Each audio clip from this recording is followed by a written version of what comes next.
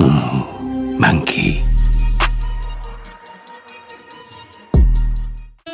Hey guys, I'm Andrew here, and today we'll be going over my top 10 most anticipated movies of 2026. This will not be a ranking of how good I think these films will be, but rather how much I am looking forward to seeing them. Some of these movies I expect to be quite bad, yet the right type of bad can be just as, if not more rewarding than a good film in my opinion. Fair enough. And now that we've cleared up any misconceptions about what these rankings are based on, let us dive into the list. Should be amusing. At number 10, we have The Hunger Games, Sunrise on the Reaping. What do you think about the games having 100% more competitors than usual? From what I've seen, they're 100% stupid as usual. The Hunger Games Sunrise on the Reaping is directed by Francis Lawrence and is releasing on November 20th. I've always enjoyed the Hunger Games series. While the books are certainly better than the movies, the Hunger Games films are still fairly entertaining, so I'm intrigued enough to check this out when it comes out in theaters this fall. We had 4 films following the main story of protagonist Katniss Everdeen, 1 prequel following the origins of President Snow, and now we're having one about the origins of Haymitch, Katniss Everdeen's mentor and the only previous winner of the Hunger Games from District 12. I will probably get around to reading the book before the movie comes out this November, as I've read all the other books before watching the films, so it would feel weird breaking the pattern now. We shall see come November how this film lives up to the book, as well as the rest of the films in the Hunger Games franchise. I'm not as interested in Haymitch's origin story as I was in President Snow's, which is partially why this film is coming in at the bottom of my list, because I don't think this story will likely be as inspired as Susan Collins' other works. But only time will tell if I'm proven wrong on that front. And may the odds be.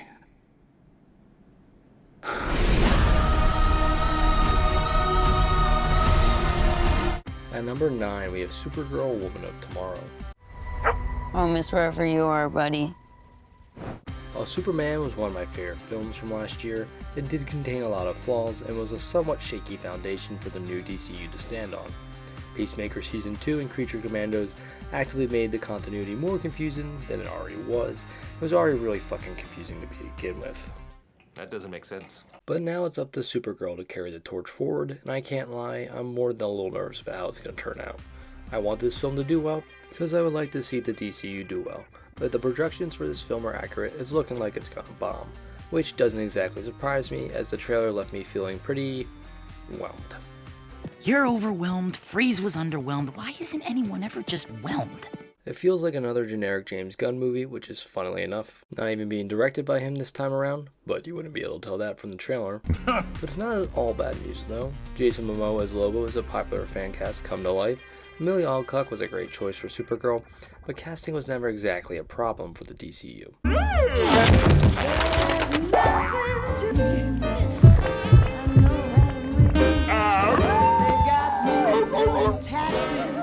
I'm cautiously optimistic about Supergirl, Woman of Tomorrow, and will certainly be seeing it in theaters when it releases.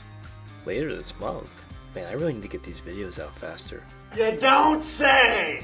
But even though I have a gut feeling this movie will be better than people are expecting, I haven't seen anything in the marketing to really hype me up for this film, so I reckon that warrants this film a lower ranking, and 9th place is where I settled for Supergirl. Fair enough. At number 8, we have Coyote vs. Acme. Coyote vs. Acme is directed by Dave Green and is releasing on August 28th. I've always been very fond of Looney Tunes, so when I heard this movie was actually releasing after Warner Brothers canceled it, it made me pretty happy. When all seemed lost, Ketchup Entertainment swooped in to save the day and make Coyote vs. Acme happen. Extremely common Ketchup W. They love me. While I doubt this will be as good as classic Looney Tunes, it's still always nice to see them whenever they do pop up from time to time. Hopefully all the struggle it took to get this across the finish line will be worth it, and we get a charming comedy full of personality. Whether that will be the case remains to be seen, but I have a strong feeling this film will put a smile on my face. But this does put a smile on my face. While I may not be as excited for this film as several others on the list, it has managed to intrigue me enough to at least get the number 8 spot on this list. So, what is up, Doc? At number 7, we have The Odyssey. The The Odyssey is directed by Christopher Nolan and is releasing on July 17th. This film has certainly got everyone's attention. One of the most famous stories of all time, adapted by one of the most famous directors of all time, while also containing a star-studded cast, it's certainly gonna get some eyeballs on it. However, the thing that is on everyone's minds is, will it be good? Good question! And that I have no fucking clue. Christopher Nolan is one of the most hit-or-miss directors in the industry. When he hits, slam dunk, but when he misses, he fucking misses. So you came back to die with your city? I came back to stop you. Now, the casting for this movie is questionable to say the least, and a lot of the creative choices have been a bit puzzling, but even as all the signs are seemingly pointing to this being another Nolan miss, it's still very possible that Nolan could snatch victory from the jaws of defeat, as all the controversies ultimately won't matter much if the film ends up being really good. All eyes are on you, Mr. Nolan. The reason this film is only placing 7th on this list is that I don't really expect this movie to be fun, and if it's bad, it'll be boring bad, so even though I'm certainly going to check it out at some point after it releases, as well as possibly review it, I'm not exactly chomping at the bit to go see this in theaters opening weekend, and for that reason, it places 7th on my list. Fair enough. At number 6, we have Young Washington. These are not the open battlefields to which you're accustomed. I have fought in a great many battlefields. Not in the New World, sir. Young Washington is directed by John Irwin and is releasing on July 3rd. Historical biopic about everyone's favorite founding father seems a fitting way to celebrate America's 250th birthday. Happy birthday. Young Washington is a film about exactly what you would expect. The biopic explores Washington's youth, specifically his time as a soldier during the French and Indian War. I love me a good historical biopic, especially one focused on American history, so this is going to be a nice treat for me come this 4th of July weekend. America,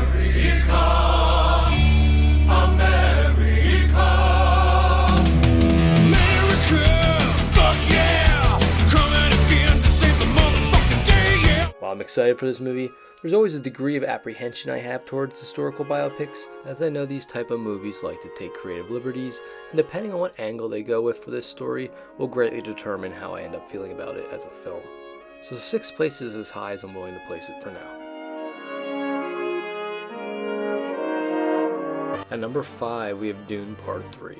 I'm not afraid to die. Dune Part 3 is directed by Denis Villeneuve and is releasing on December 18th. Dune is an interesting franchise as to what both inspired Star Wars in the first place and is what ultimately replaced it, as while Dune is thriving, Star Wars is dying, though The Mandalorian Grogu was effectively the death knell for the franchise as the film bombed even harder than Solo.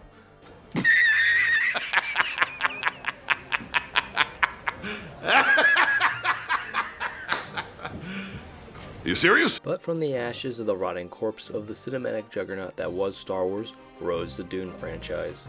Easily the healthiest sci-fi IP at the moment because Star Wars is a shell of itself. Star Trek has been irrelevant for years, and who even gives the slightest fuck about Doctor Who these days? He's out of line, but he's right. But while Dune Part 3 may not reach the fever of Star Wars at its peak, it certainly won't stoop to its current low. That's one of the easiest bets you can even make, in my opinion, these days. I'll make that deal. How about you bitch? You make that deal? I'd make that deal. I don't blame you. Damn good deal. While Dune has pleased general audiences with his first 2 installments, many book fans are not pleased.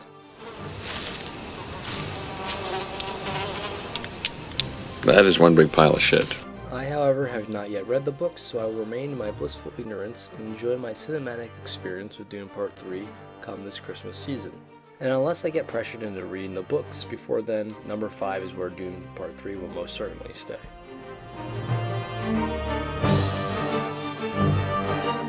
At number 4, we have Spiderman Brand New Day. And sometimes Spider-Man has to do the hard thing, even if it breaks Peter Parker's heart. Spider-Man Brand New Day is directed by Destin Daniel Cretton and is releasing on July 31st. Spider-Man Brand New Day is exactly what it sounds like. It's going to be Spider-Man getting a fresh start after the events of No Way Home, collectively erasing the memory of Peter Parker's existence from the public consciousness. However, despite the reset, it seems like things haven't gotten any easier for old Webhead. Stay out of my way. While Spider-Man is one of the few superheroes who will likely still be a big office draw post the cinematic superhero golden age, I do think this film won't do nearly as well as No Way Home. I'm guessing this film still does somewhere in the $850 to $900 million range. However, I'd be frankly surprised this film does over $1 billion. Though stranger things have certainly happened, and this film making $1 billion would certainly be the expectation of the studios making it. It is Spider-Man after all. They love me. While I am interested in seeing this movie, especially since John Bernthal's Punisher is going to be in it. I like it. Hell, I love it. I'm sitting here, I'm just itching. I'm itching to do it again. And you think what? You think you're gonna send me to a nut house? Some doctor, they're gonna get me to stop from doing what I want to do? Well, that ain't happening. Not on my watch. It's not the superhero film I'm most invested in seeing this year, nor is it going to crack the top 3, as MCU Spider-Man number 4 is finishing in 4th place on my list. At number 3, we have Clayface. Clayface is directed by James Watkins and is releasing on October 23rd. Clayface will be the 3rd installment of James Gunn's DCU, which I think will probably do well at the box office relatively despite the underwhelming start of the DCU because of its fairly low budget. Like, Clayface isn't exactly a household name, but the horror genre is in a really healthy place right now, and I have a feeling this will get good word of mouth, which will help it give it the legs necessary to make a profit at the box office. Batman is my favorite superhero, and he has by far the best rogues gallery, so anytime Batman or a Batman adjacent character gets an adaptation, it catches my attention. Now, I've not watched much of Mike Flanagan's works, but I have heard he's a phenomenal writer, so that makes me all the more excited to check this superhero horror flick come this Halloween. Clayface comfortably slots into the top 3 of my list. At number 2, we have Violent Night 2. Naughty! And what do you do to the naughty ones? I give them a lump of coal. Where is it? I gotta watch. Violent Night 2 is directed by Tommy Wirkola and is releasing on December 4th. Violent Night 1 was Die Hard meets Home Alone, with Trudy being the Kevin McAllister of the film and Santa Claus being the John McClane stand-in. Yippee-ki-yay, motherfucker. Villains of the film were also like a crossover of the Die Hard and Home Alone villains, as they were ruthless like the Die Hard thieves, but comedically incapable of taking out a child like the Home Alone robbers.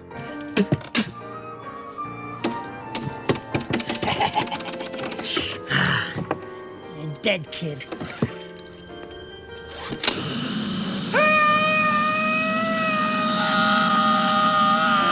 Die Hard and Home Alone are 2 of my favorite Christmas movies, so it was a match made in heaven for me.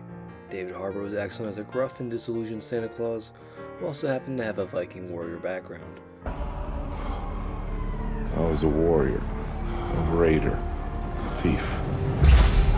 If somebody got in my way, me and Skull Crusher would... Who's Skull Crusher? Skull Crusher's my hammer. My favorite hammer. Add in the wrong place, wrong time character trait factor, and you get to sit back and relax as the wackiness of the situation unfolds. I don't want any trouble, okay? Somebody's gonna scooch up that chimney. I thoroughly enjoyed Violent Night 1, and Violent Night 2 ends up recapturing that movie's magic, or rather Christmas magic, that I'm going to be thoroughly satisfied with Violent Night 2. Not too shabby. While I'll be eagerly awaiting Violent Night 2 come this Christmas season, there is one film I'm more invested in seeing, and it also happens to be releasing this December. But before we get to number 1, I want to give a shout out to an honorable mention that would have made the list if I didn't already include it in last year's video, as it was originally supposed to come out in 2025. And that film is Mortal Kombat 2, which would have been number 2 on my list. And after seeing it, I can confidently say it exceeded my every expectation. I was very happy with how that film turned out. Finish him! Me? Hopefully Street Fighter will be able to do the same come this October. I've never been a Street Fighter fan, which is why it didn't make my list. But the trailer looks really good, and perhaps the film will be the thing that finally gets me into the Street Fighter franchise. Everyone keeps going on about your thighs. What's going on? I don't see what the big deal is. Only time will tell. That's a story for another time. A good question for another time. It's time to get back to your regularly scheduled programming. Now back to your regularly scheduled program. And at number 1, we have Avengers Doomsday. Ladies and gentlemen, as proof of the unimaginable possibilities in the Marvel multi-universe, we give you the one person who could play Victor Von Doom.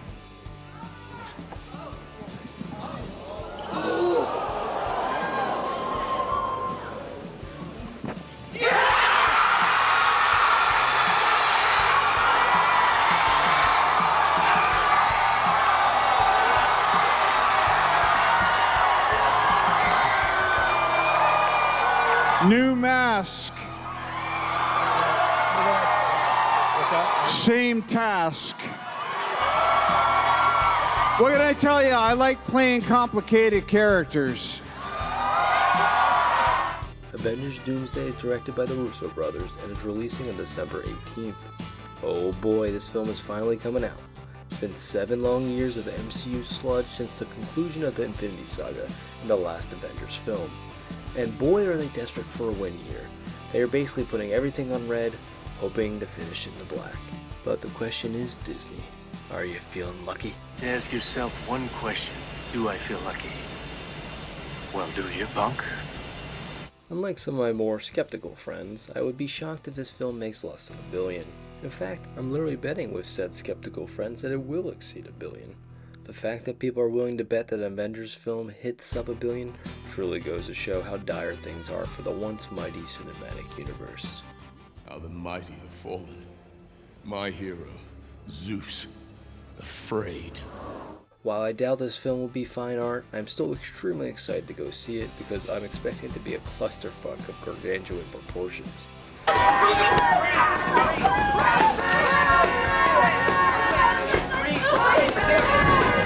They're throwing everything and the kitchen sink in, just hoping something sticks. I'll try spinning. That's a good trick.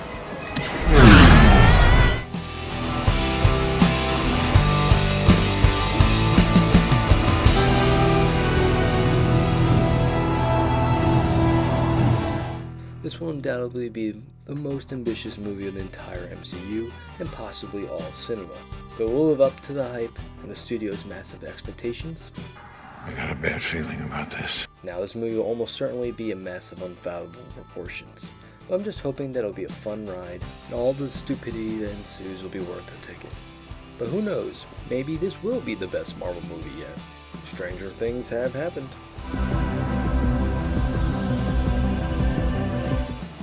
Well, that's it for my list. I hope you enjoyed my rankings. Let me know in the comments down below what your most hyped films for the year are. If you enjoyed this video, give it a like. And if you would like to see more videos like this, subscribe to my channel to stay up to date with all my latest content. This is Iron Mandrill, signing off. See you guys in the next video. Ciao. And yes, I know I'm late to the party with this video topic, but when am I ever on time?